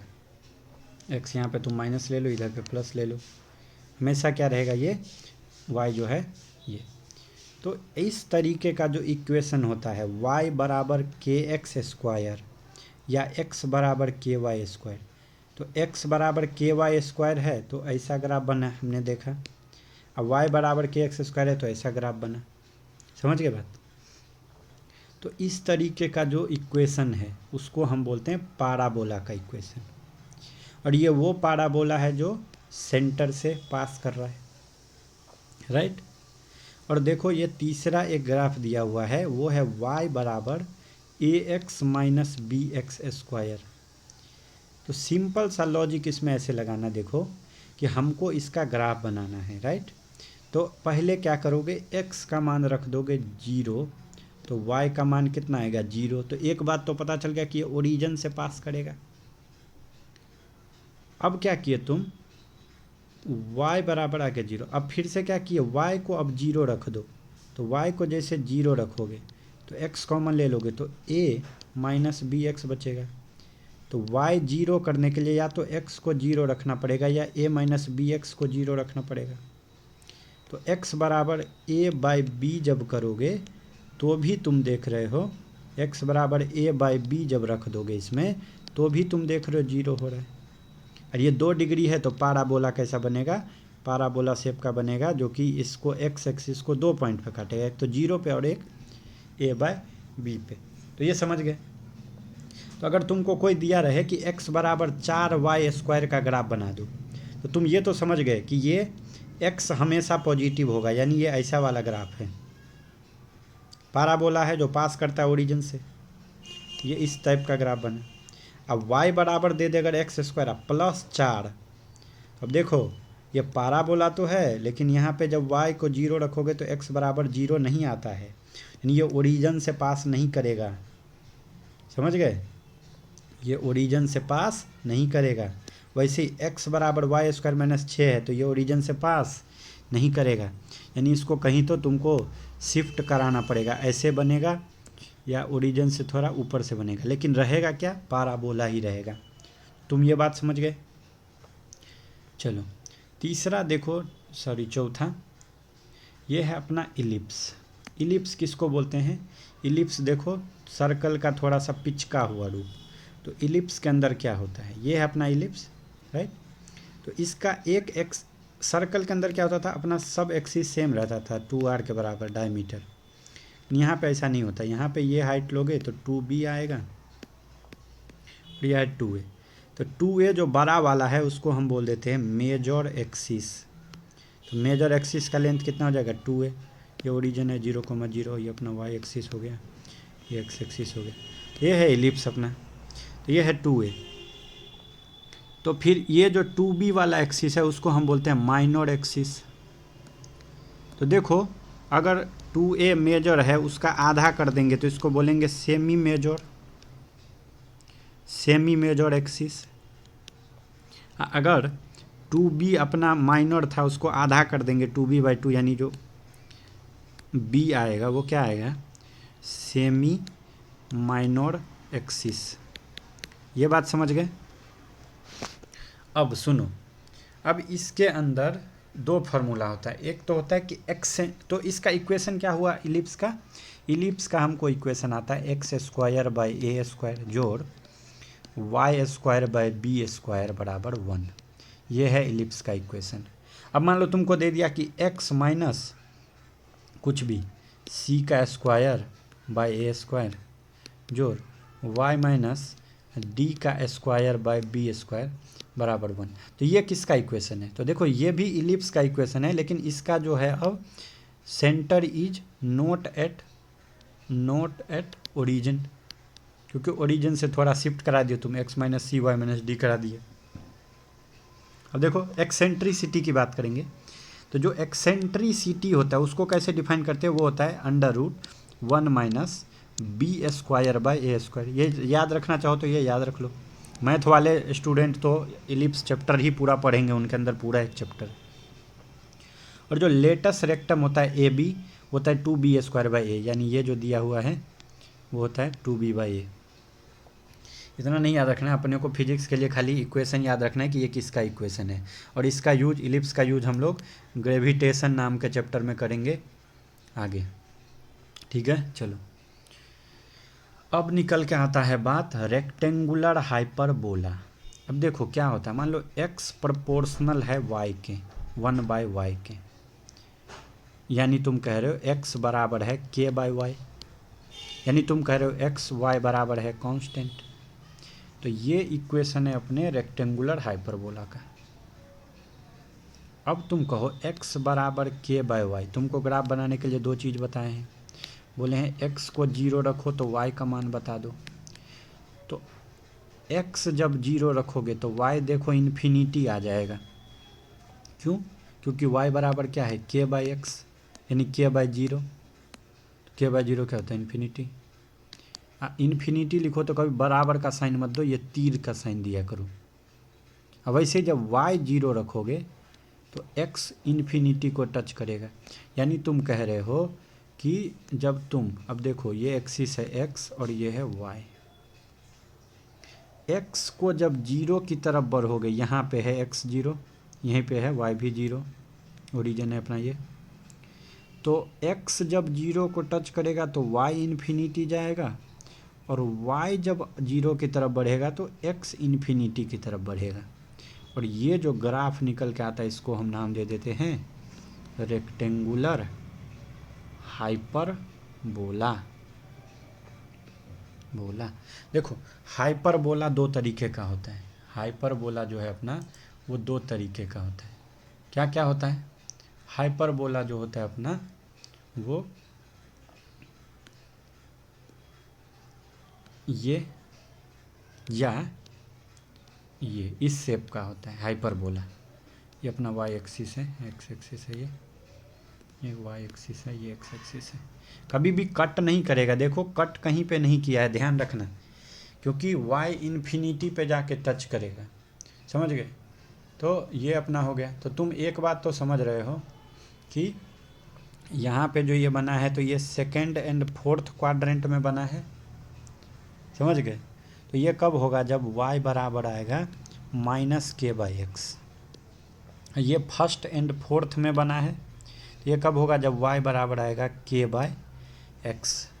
ध्यान रखना ये चीज़ कि सेकेंड और फोर्थ में कब बनेगा? जब माइनस का साइन लगा रहे। तो अब तुमको पता है x बराबर है k/y, तो y को अगर तुम 2 गुनी करोगे तो x क्या हो जाएगा? हाफ हो जाएगा, आधा टाइम हो जाएगा। समझ रहे हो बात? चलो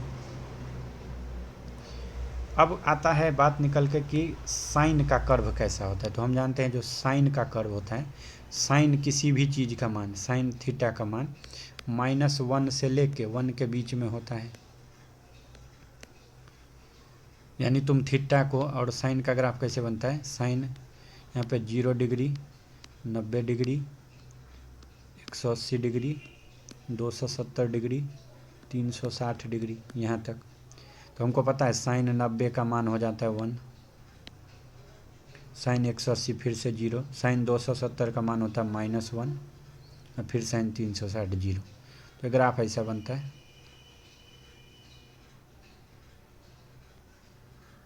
ठीक है, तो ये हो गया अपना साइन थीटा का ग्राफ, जो कि 1 से लेके -1, यानी अगर तुम y बराबर दे दिया है साइन थीटा तो इसका ऐसा ग्राफ बनता है -1 से 1। अब बोल देगा कि y बराबर 2 गुने साइन थीटा का मान बताओ। हमको पता है हमने y निकालते टाइम साइन थीटा के मान में 2 से गुना कर दिया।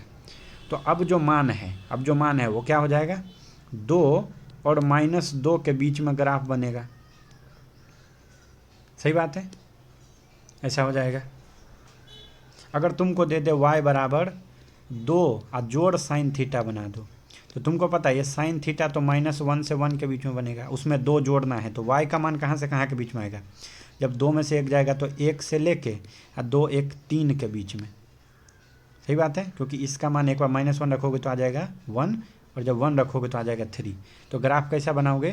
देखो ये 0 से इस बार शुरू नहीं होगा, ये 0 से शुरू नहीं होगा क्योंकि अपना जो साइन थीटा का मान है, अच्छा ये थोड़ा डिफ़िकल्ट हो रहा है, तो y का जो मान हो जाएगा वो कितना हो जाएगा 2 प्लस साइन थीटा। तो तुमको ये कहाँ से शुरू करना पड़ सकता है,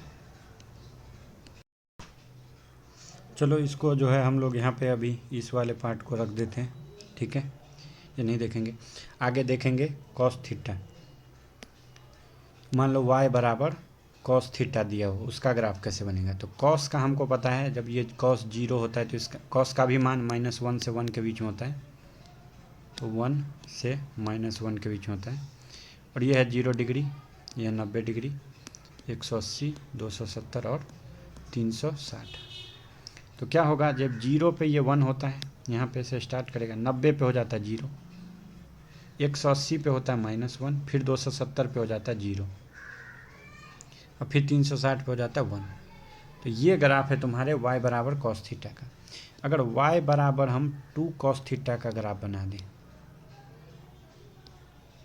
y बराबर 2 कॉस थीटा का ग्राफ बना दें, तो क्या होगा ये, तो इसी का मान जो है y का भी दोगुना हो जाएगा। 2 से -2 के बीच में ग्राफ बनेगा, कितना बनेगा, सेम ग्राफ बनेगा 2 से -2 के बीच में, अगर 2 ये हो जाएगा -2, क्योंकि तुमने 2 से गुना कर दिया है। ये हो गया। अब जो हमारा पार्ट आता है वो आता है एक्सपोनेंशियली का, एक्सपोनेंशियल कर्व। क्या होता है एक्सपोनेंशियल, ई की पावर कुछ भी। तो मान लो ई की पावर दिया हुआ है -kx, y बराबर दिया हुआ है ई की पावर -kx। देखो पावर में माइनस है, इसका मतलब ये डिक्रीज हो रहा होगा, जैसे x बढ़ाओगे तो y डिक्रीज होगा, यानी y बराबर क्या है 1/e की पावर kx। तो जब x का मान तुम रखोगे 0 तो y का मान आएगा 1/e की पावर 0, यानी 1/1 यानी 1। तो तुमको समझ में आ गया कि x का मान जब 0 होता है, कहाँ पे होता है, y एक्सिस पे होता है, तो y का मान आता है 1। यानी जब तुम ग्राफ शुरू करोगे तो x जो है यहाँ पे है 0 इस लाइन पे, तो यहाँ कहाँ से शुरू होगा, ये 1 से शुरू होगा, ठीक। और जब x का मान रखोगे इन्फिनिटी, तो ये y बराबर क्या आएगा 1/e की पावर इन्फिनिटी, यानी 1/इन्फिनिटी, यानी लगभग कितना आएगा, y का मान 0 को टच करेगा। जब x इन्फिनिटी की तरफ बढ़ेगा, इधर की तरफ बढ़ेगा, तो y जो है वो 0 नीचे की तरफ आएगा। और ये ग्राफ हो गया तुम्हारे एक्सपोनेंशियली डिक्रीजिंग का ग्राफ। देखो 1 से शुरू होके यहाँ तक गया, राइट। चलो, तो अगर y बराबर दे दिया है a गुने e की पावर -kx, तो ये तो तुमको पता है ये 1 से शुरू होता है, यानी y बराबर a से शुरू होगा, y बराबर a से शुरू होगा। कब, जब a इंटू ई की पावर -kx है। तो तुम समझो ये एक्सपोनेंशियली डिक्रीजिंग है। अब एक बात समझो, मान लो कि y बराबर था 1 माइनस कुछ x, या y बराबर a 1 माइनस कुछ भी t। तो पहले मान लो t का मान को बढ़ाते जाओ, t के मान को घटाओ, तो y पे क्या फ़र्क पड़ता है वो बताना। पहले मान लो 1 माइनस था 0.5, तो y कितना था, 1 माइनस 5 गया 0.5। फिर क्या y माइनस 0.4, तो y का मान कितना था 0.6। यानी तुम कह रहे हो कि जैसे जैसे तुम ये t का मान को घटा रहे हो y का मान बढ़ रहा है। तो हम कह रहे हैं अगर ग्राफ तुमको ऐसा दे दें, कि y बराबर जो है वो है 1 माइनस ई की पावर -kx। तुमको पता है e की पावर -kx जो है वो एक्सपोनेंशियली डिक्रीज कर रहा था, पिछले पन्ने पे देखा हमने। तो जब ये वाला पॉइंट डिक्रीज करता है तो ये पूरा y का मान क्या होता है, इंक्रीज होता है। तो y क्या हो जाएगा, एक्सपोनेंशियली इंक्रीजिंग हो जाएगा y, राइट। चलो, तो अब एक्सपोनेंशियली इंक्रीजिंग होगा तो y बराबर हो गया 1 माइनस ई की पावर -kx। तो जब तुम x का मान रख दोगे 0 तो y क्या आएगा, 1 माइनस ई की पावर 0, ये होता है 1, y का मान आ जाएगा 0। यानी जब x 0 था तो y आ गया 0, यानी कर्व कहाँ से शुरू होगा, ओरिजिन से 0,0 से, राइट। और ये कहाँ तक जाएगा, और जब तुम रखोगे y का मान जब 0 रखोगे तो क्या आएगा, 1 बराबर आएगा e⁻kx, ठीक है। e⁻kx बराबर आएगा 1, और हमको पता है e⁻kx 1 कब होता है, जब e⁻0 हो जाए, यानी -kx का मान 0 हो जाए, यानी x का मान क्या हो जाए, 0। तो हमको पता है कि यहाँ से शुरू करके हमने क्या देखा था कि जो e⁻kx होता है, हमको y बराबर 1, जब x को हम इन्फिनिटी की तरफ लेके जाएंगे तो ये पता ही हमारा 0 हो जाएगा। तो ये वाला टर्म जब 0 हो जाएगा, कब, जब x को रखेंगे इन्फिनिटी, तो y का मान क्या आ जाएगा, 1। तो हमको 2 पॉइंट मिला, पॉइंट क्या मिला, एक पॉइंट मिला है जिस पे हम बोल रहे हैं कि y जब 0 है तो x भी 0 है, यानी ओरिजिन पॉइंट है। और कह रहे हैं कि x जब इन्फिनिटी की तरफ बढ़ता है तो y 1 हो जाता है। तो अगर ग्राफ बनाओगे, देखो ये तो पहले 0,0 से शुरू होगा, बोलता है x जब इधर की तरफ इनफाइनाइट पे पहुंचता है तो y का मान कितना हो जाता है, 1। ये ग्राफ यहाँ से शुरू होकर y को ऐसा करके टच करेगा इनफाइनाइट पे जाके, तो इसको कौन सा ग्राफ बोल देते हैं हम लोग, एक्सपोनेंशियली इंक्रीजिंग। ये देखो ना, ये बढ़ रहा है तो एक्सपोनेंशियली इंक्रीजिंग, ये घट रहा था तो एक्सपोनेंशियली डिक्रीजिंग। तो तुम एक बात समझ गए हो, जो हमारा ग्राफ बना है वो कैसा बना है, वो एक्सपोनेंशियली इंक्रीजिंग। तो अगर हम एक ही ग्राफ में इंक्रीजिंग और डिक्रीजिंग को लगा दें, हमको पता है हमारा इंक्रीजिंग जो था वो ऐसा बना था और डिक्रीजिंग ऐसा बना है, वो 1 से लेके। अगर इसमें वही a से मल्टीप्लाई किया होता है, यानी y बराबर a गुने 1 - e⁻kx होता है, तो यहाँ 1 नहीं होकर यहाँ a लिख देते। तो चलो इसमें कुछ क्वेश्चन है जो तुमको सॉल्व करना चाहिए, मैं बता देता हूँ वेरी क्विकली। क्वेश्चन दिया है, draw the graph of corresponding equation, y बराबर दिया हुआ है 4x। देखो हम अगर इसको कंपेयर करेंगे y बराबर mx + c से, तो हमको m का मान तो 4 मिल जाता है और c का मान यहाँ पे कुछ है नहीं, 0 है। तो c का मान 0 यानी y एक्सिस को कहाँ पे कट करेगा, 0 पे, यानी यहाँ से कट करेगा, और स्लोप जो हो जाएगा वो 4, यानी पॉजिटिव है, तो थीटा जो है 90 डिग्री से कम आएगा। तो ऐसा कुछ तो ग्राफ ये बन जाएगा। दूसरा इक्वेशन है y बराबर -6x, फिर से वही बात, इसका c का मान है 0, तो 0 से शुरू होगा, लेकिन स्लोप इस बार निगेटिव आएगा, कितना, -6, यानी ये सेकेंड क्वाड्रेंट में जाएगा।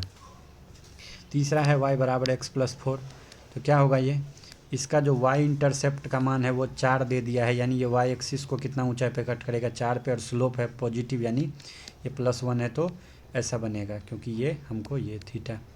इसके बाद दे दिया है y बराबर -2x + 4, -2x + 4 दे दिया है, तो क्या होगा, स्लोप जो है वो है निगेटिव, यानी सेकेंड क्वाड्रेंट में जाएगा, और इंटरसेप्ट का मान है 4, तो इधर की तरफ जाएगा ये, क्योंकि ये एंगल जो है हमारा वो इससे ज़्यादा बनाना है, तो ये माइनस स्लोप, लेकिन इंटरसेप्ट जो है पॉजिटिव। तो बाकी तुम प्रैक्टिस करो। इसके बाद क्या दे दिया है, for the graph given below right down the XY equation. देखो यहाँ पे जो ये एंगल बना रहा है थीटा, उसका मान है 45 डिग्री, हमारा जो स्लोप आ जाएगा m वो हो जाएगा 10 45 यानी 1। और देखो ये 0,0 से शुरू हो रहा है, यानी c का मान है 0, तो y बराबर हो जाएगा mx + c, m था 1, तो x + c का मान है 0, तो ये जो पहला इक्वेशन है वो आ गया y बराबर x का। दूसरा क्या है, देखो ये हमारे पॉजिटिव x एक्सिस के साथ कैसा बना रहा है, तुमको पता है हमको उल्टा नहीं जाने का होता है, हमको हमेशा एंगल ऐसे लेना पड़ता है, ठीक है, ऐसे। ये जो लाइन है वो हमको दिख रहा है कि उसका स्लोप निगेटिव है, राइट, और वो कितना एंगल बना रहे, पूरा 180 होगा तो 30 यानी 150, तो हमको 150 डिग्री का मान चाहिए, ये हो जाएगा हमारा स्लोप। और देखो ओरिजिन से पास कर रहा है तो c का मान 0, तो y बराबर हो जाएगा 10 150 x + 0, तो ये मान निकाल दो तुम। देखो ये जो तीसरा लाइन है हमारा, वो हमारे पॉजिटिव x एक्सिस से कितना एंगल बना रहा है, थीटा का मान 30 डिग्री है, और y एक्सिस को कहाँ पे काट रहा है, तो 4 पे, तो हमारा जो y का मान आ जाएगा mx, यानी 1030 डिग्री गुने x + 4। और सिमिलरली जो चौथा ग्राफ है वो देखो y को कहाँ पे काट रहा है, y को कहाँ पे काट रहा है, और स्लोप दे दिया है 135। तो ये है 2, ये मान नहीं दिया हमको, तो हमको पता है हम ये ट्रायंगल बना लेंगे। ये मान लो ये है O, ये है A, ये है B, ये हमको दे दिया है 2 डिग्री, ये पूरा था 135, तो ये बचेगा 45 डिग्री। हमको पता है 10 45 लंबा आधार, ये हो जाएगा 2। तो हमको y इंटरसेप्ट यहाँ से हम निकाल लेंगे। y इंटरसेप्ट आ गया हमको +2 और स्लोप आ जाएगा निगेटिव में, जो कि हो जाएगा m बराबर 10 135 डिग्री। मान निकालना सिखा चुका हूँ। y बराबर हो जाएगा 10 135 डिग्री का मान गुने x प्लस 2। यहाँ पे ये अच्छा कॉन्सेप्ट था कि हमको ये केवल x कहाँ कट करता है वो दिया था, y नहीं दिया था, कि हमने एंगल का यूज करके निकाल लिया है। देखो यहाँ पे दिया हुआ जो पहला इक्वेशन, हमको बताना है कि नेचर ऑफ ग्राफ क्या होगा इसका। तो y बराबर दे दिया है 2x²। ये हम जानते हैं y बराबर kx² जो होता है पाराबोला होता है, जो कि ऐसा बनता है।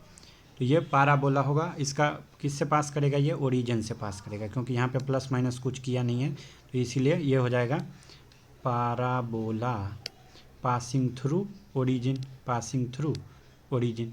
दूसरा क्या है? y बराबर -4x² + 6। फिर से ये क्या हो जाएगा? देखो y बराबर kx² है, यहाँ पे k निगेटिव है, तो ये जो ग्राफ बनेगा वो किसका बनेगा? ये भी पाराबोला का होगा, लेकिन चूंकि तुमने यहाँ पे कुछ जोड़ दिया है तो इसीलिए ये होगा पाराबोला, लेकिन ये नॉट पासिंग थ्रू ओरिजिन, ये ओरिजिन से पास नहीं करेगा, थोड़ा ऊपर शिफ्ट हो गया।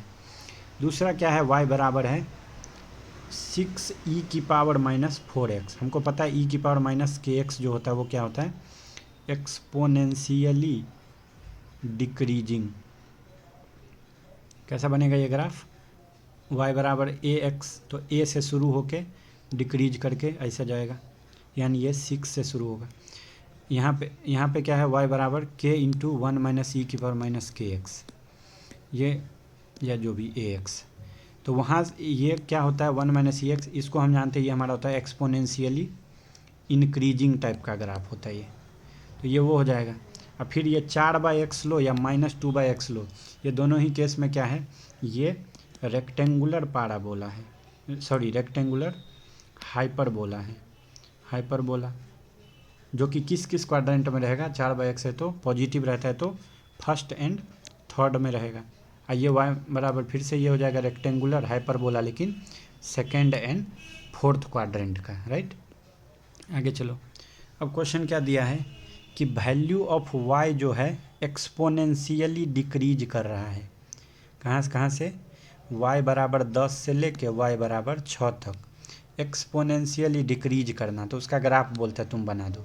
तुम जानते हो एक्सपोनेंशियली डिक्रीज 10 से लेके 6 के बीच में एक्सपोनेंशियल ग्राफ डिक्रीजिंग टाइप का, तो यहाँ से शुरू करो, ये बना दो। अब वैल्यू ऑफ y कहता है एक्सपोनेंशियली इंक्रीज कर रहा है, कहाँ से कहाँ तक? y बराबर -4 से लेके y बराबर +4 तक।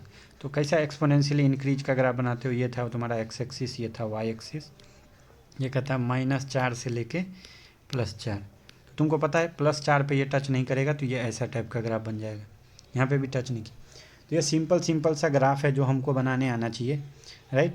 तीसरा क्या बोल रहा है? The graph shown in figure is exponential, write down the equation corresponding to the graph.